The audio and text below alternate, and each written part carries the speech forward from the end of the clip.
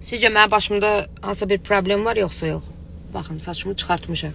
Yəni necəsə həvəsə düşdüm. Bir 3 həftə əvvəl, yəqin ki bilirsiniz, getdim 2500 manat, nə az nə çox o qaynağa pulu verdim. Nə bir çəkilişdə istifadə elədim, nə bir post paylaşdım, nə klip çəkdim onunla, nə heç nə də sıfır. Gic kimi.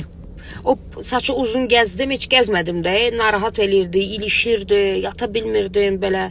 Ancaq hördüm, belə gizlətdim gic kimi. Başı çatmır.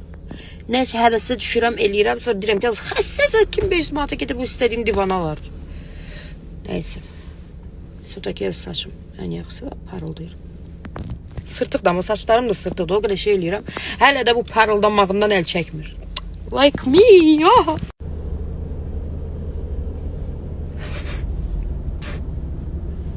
Az xəstəsə cəmatın içində üzvü niyə biabır eləyirsən? Həqiqətən də sənə həkimə ehtiyacım var.